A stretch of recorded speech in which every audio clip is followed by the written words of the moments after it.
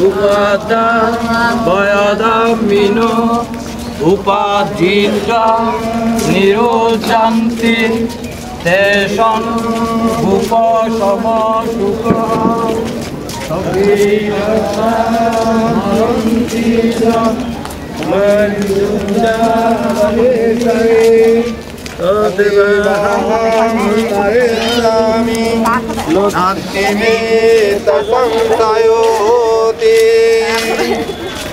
अनिच्चावद संकारम् उपाधावयदम्मिनो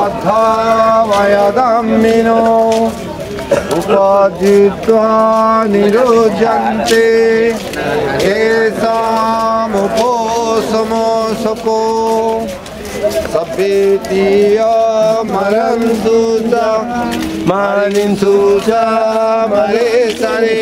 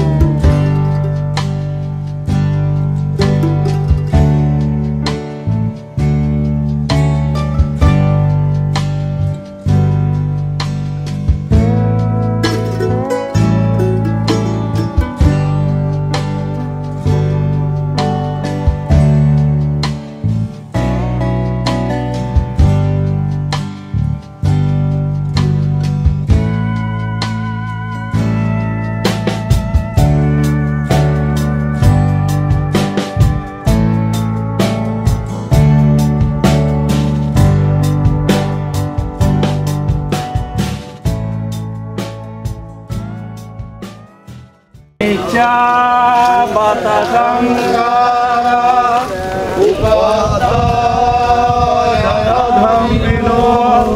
उपाधित्वा निरुज्यन्ते येषामुपोषमोषको सभ्येतीयो तीसा मरिन्तु च मरेशरे तथैवाहं मरेष्यामि नास्ति मे यत् संशयो Batashangara Upadavayadamino Upadhita Nirojjanti Tesan Bhupa Sama Sukha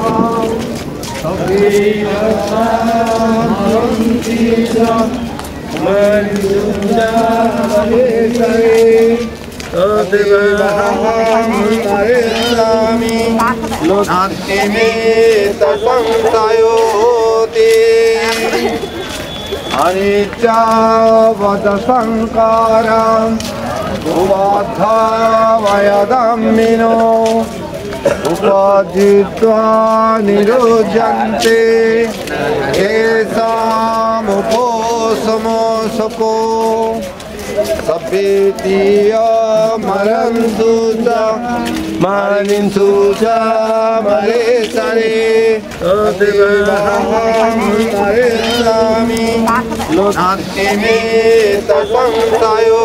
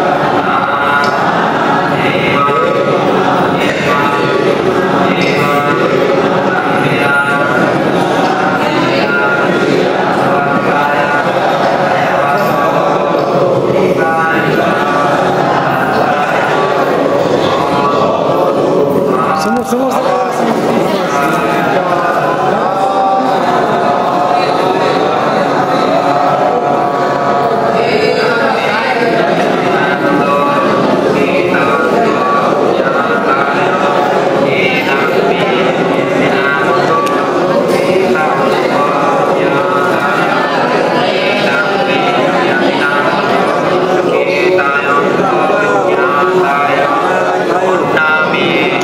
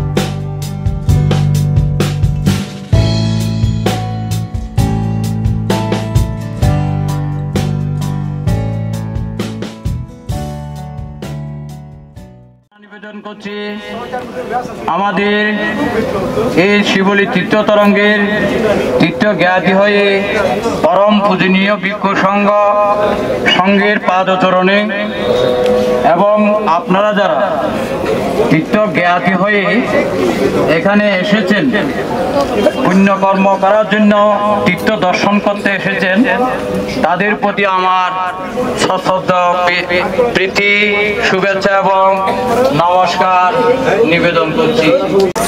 আমরা এখন এসেছি কুশীনগরে। এই কুশীনগর দেউরিয়া জেলার অন্তর্গত কাশিয়া গ্রাম কুশীনগর জনপদ। এবং এই নির্বাণ সজ্জাতে এসে আমরা এখানে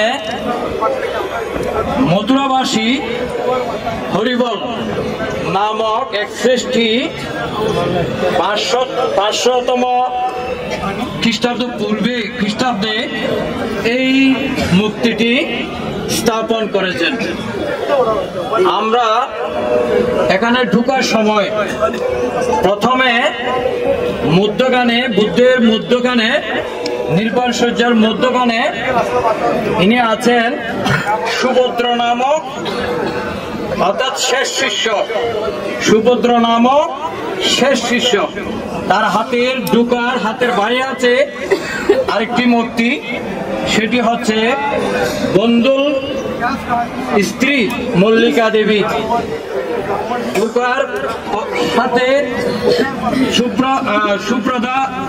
সুভদ্রার ডাইন পাশে আছে অর্থাৎ বুদ্ধের সেবক আনন্দস্তবীর। এই মূর্তিটি 7.2 মিটার লম্বা। এই মূর্তিটি 7.2 মিটার লম্বা, 1.7 মিটার চওড়া, 2.5 ফুট হচ্ছে বুদ্ধের যেখানে পাদ চিহ্ন আছে সেখানে 2.5 ফুট উচ্চতা। তো এই তথাগত সম্যক সমুদ্র রাজগৃহে বিজ্ঞান সংগ্রহ করে তিনি যখন নাগ দৃষ্টিতে দেখলেন তখন আনন্দস্তবীকে বলছিলেন, এ আনন্দ না দেখো রাজগৃহ বৈশালী কেমন, এ হলো আমার শেষ দর্শন, চলো আমরা বান্ডগ্রামের দিকে যাই। বান্ডগ্রামে এসে বুদ্ধ কিছু থাকার পরে পরবর্তীতে বুদ্ধ পাবাতে এসে চন্দুকের গ্রামে আম্রকাননে উপস্থিত হলেন। এই আম্রকাননে উপস্থিত হওয়ার পরে চন্দুক দেখলেন যে মহাকারণিক তথাগত সম্যক সমুদ্র ভিক্ষু সংঘ নিয়ে ওখানে অবস্থান করছেন। তখন তিনি সেখানে গিয়ে বুদ্ধ প্রমুখ ভিক্ষু সংঘকে ভাঙ করলেন। ভাঙ করার পরে তখন ওখানে চন্দুকের ওখানে আহার তৈরি করেছিল। সেগুলি যখন বুদ্ধ ওই আহার গ্রহণ করতে গেলেন সেখানে দেখতে পেলেন শুকর মধ্যে তৈরি একটি জিনিস। সেগুলি হচ্ছে কেউ বলে ওল, কেউ বলে গাপ্পান, কেউ বলে শুকরের মদ্যপ, এগুলি বলছে। তখন বুদ্ধ চন্দুককে বললেন, তুমি যেগুলি আমাকে আহারগুলো দিচ্ছ সেগুলি আমাকে ছাড়া আর কাউকে দেবে না, সেগুলি তুমি গুটিয়ে রাখবে। অতএব আমি ছাড়া অন্য কেউ হজম করার মতো লোক নেই। তাই তিনি এগুলি করার পরে বন্দুক সহ যে তারা রওনা দিলেন কুশীনগরের দিকে। রওনা দেওয়ার পরে তখন মাঝখানে একটি বুদ্ধ ক্লান্ত হয়ে গিয়েছিলেন, বুদ্ধর দাস্ত শুরু হয়ে গিয়েছিলেন। ক্লান্ত হওয়ার কারণে চন্দুক সহ তাদেরকে বললেন, আমাকে 4-5 করে তোমরা চিবর বিছিয়ে দাও, আমাকে ক্লান্ত লাগছে। ক্লান্ত লাগার পরে তখন আনন্দ দেবীকে বললেন, একটু গিয়ে তুমি জল নিয়ে এসো আমার জন্য। তখন তিনি বললেন, আনন্দ দেবী বললেন, এটা কিছুক্ষণ পূর্বে এই সামান্য ক্ষুদ্র নদী দিয়ে অনেক শকর আসা যাওয়া করেছে, পানিগুলো গোলা হয়ে গিয়েছে। তখন তিনি আবারও বললেন, তুমি পানি নিয়ে আসো। এই কথা বলার পরে তিনি যখন ওই নদীতে গেলেন, ভিক্ষা পাত্রের যখন জল নিচ্ছিলেন, তখন এই গোলা পানি নেওয়ার সাথে সাথে সেগুলি স্বচ্ছ হয়ে গেল। তিনি অবাক হলেন, আনন্দ শিবির অবাক হলেন। অবাক হয়ে বুদ্ধকে এই কথাগুলো ওনাকে শুনিয়েছিলেন। শোনার পরে যখন আসছিলেন ওই ককুদু নদীর মধ্যে অবগাহন স্নান করে বুদ্ধ এখানে চলে আসলেন, এই মল্ল রাজ্যের এখানে চলে আসলেন। চলে আসার পরে তখন এখানে চারিদিকে অনেক ফুল ফুটছিল, লতায় লতায় গাছে গাছে সব ফুল ফুটে বিস্তৃত হয়ে গিয়েছিল। এই ফুলগুলো যখন বুদ্ধের গায়ে এসে পড়ছিলেন, তখন তিনি অবাক হয়ে গিয়েছিলেন আনন্দ স্থবির, কেননা সব বৃক্ষ বুদ্ধকে পূজা করছে। এইভাবে পুষ্প ফুটেছে যে বুদ্ধকে বন্দনা করার জন্য, পূজা করার জন্য। তখন তিনি বললেন, বুদ্ধ ভগবান বললেন যে আমার ক্লান্ত, আমার শরীর অবসন্ন, আমার শরীর ক্লান্ত হয়ে গিয়েছে, আমাকে 4-5 করে বিছিয়ে দাও চিবর। তখন তাকে বলছিলেন ভগবান বুদ্ধ, আপনার শরীর এত জ্যোতির্ময়, আপনি এত জ্যোতির্ময় শরীর, কিভাবে এত জ্যোতির্ময়? বুদ্ধ বলছিলেন, দুটি দিবস জ্যোতির্ময় হয়, একটি হচ্ছে বুদ্ধতা লাভের পর, আরেকটি হচ্ছে পরিনির্বাণের সময়। এই দুই সময় বুদ্ধের শরীর জ্যোতির্বর্ণ হয়। এই কথা বলে তখন বুদ্ধ ক্লান্ত হয়ে গিয়েছিলেন। এখানে বুদ্ধ তাদেরকে বলছিলেন, আনন্দ স্থবিরকে বলছিলেন, তোমরা মল্ল রাজ্যে এখানে চতুর্দিকে মল্ল রাজ্যে বলে দাও, কি বলে দাও? বুদ্ধ মহাপরিনির্বাণ করবে এখানে। কেননা এই মল্ল রাজ্যে আমি যদি পরিনির্বাণ লাভ করি, তাহলে মল্লবাসীরা বলবে যে এখানে বুদ্ধ এসেছে, মহাপরিনির্বাণ লাভ করছে, আমরা শুনলাম না। সেজন্য আনন্দ স্থবির চতুর্দিকে চারিদিকে বলে দিয়েছিলেন যে এখানে উনি ভগবান বুদ্ধ এখানে নির্বাণ লাভ করবেন। অতএব এই নির্বাণ লাভ করতে গিয়ে যখন একদম অন্তিম অবস্থা, তখন তিনি আনন্দ স্থবিরকে বলছিলেন, তোমরা শাস্তা নেই এটা কখনো বলবে না, শাস্তা আছে। যদি তোমাদের কোনো কিছু জানার প্রয়োজন হয়, যদি কোনো পরিবর্তন করতে হয়, তোমরা ক্ষুদ্রানুক্ষুদ্র পরিবর্তন করতে পারবে। এই কথা তিনি আনন্দ স্থবিরকে বলেছিলেন। তখন তিনি এই কথা বলার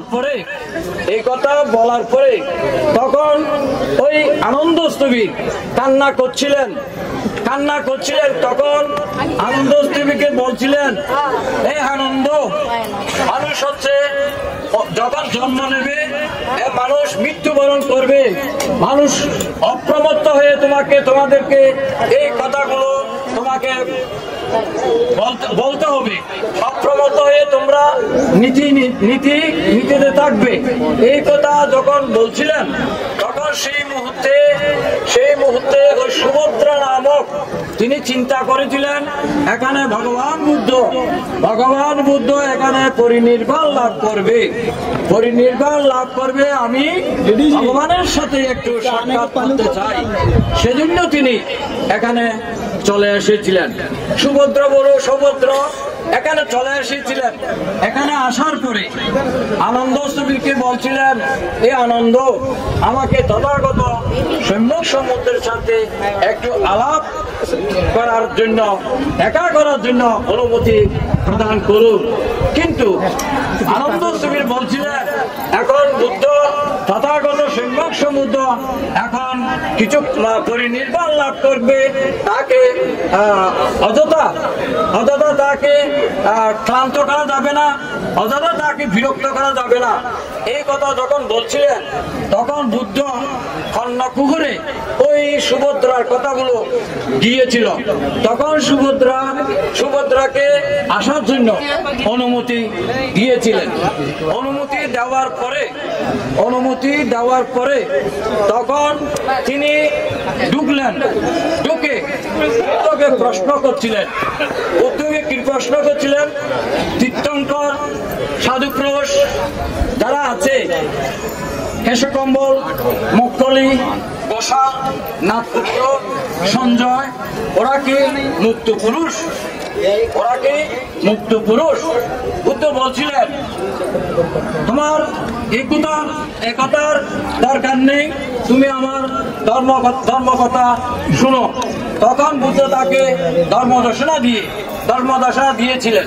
ধর্মদর্শনা দিয়ে তাকে শেষ প্রপূজা দিয়ে অন্তিমকালে শেষ প্রপূজা দিয়ে তাকে দীক্ষায় গ্রহণ করলেন।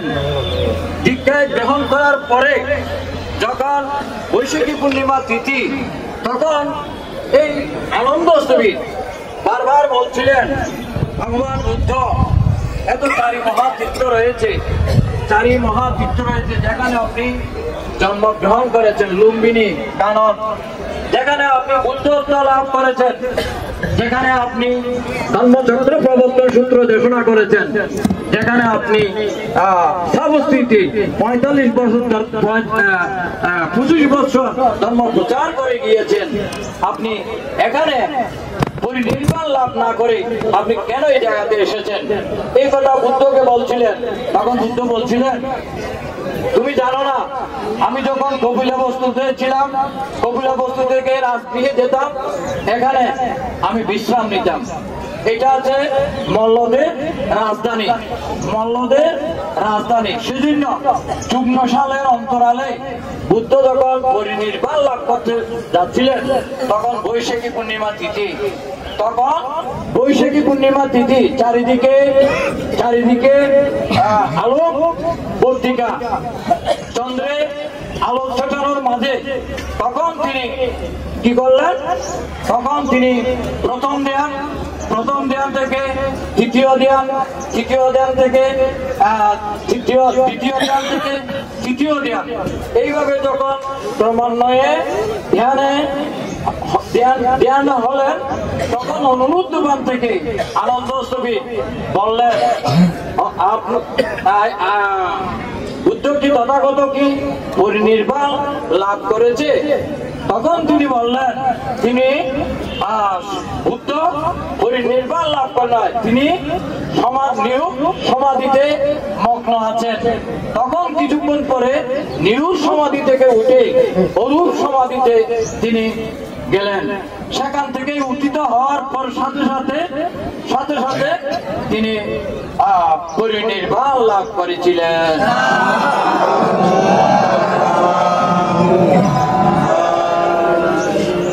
এই হচ্ছে মহাপরিনির্বাণ লাভের অর্থাৎ এই জায়গার বর্ণনা।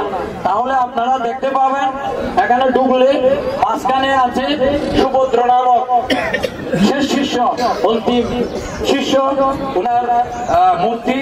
হাতের বায়ে আছে বন্ধুর স্ত্রী মল্লিকা দেবী, হাতের ডাইনে আছে আনন্দস্তবীরের মূর্তি, হাতের ডাইনে আছে আনন্দ স্থবিরের মূর্তি।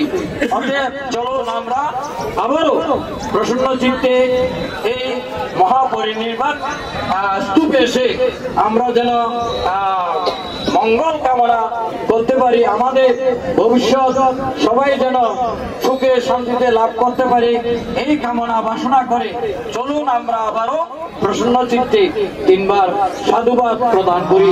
সাধু সাধু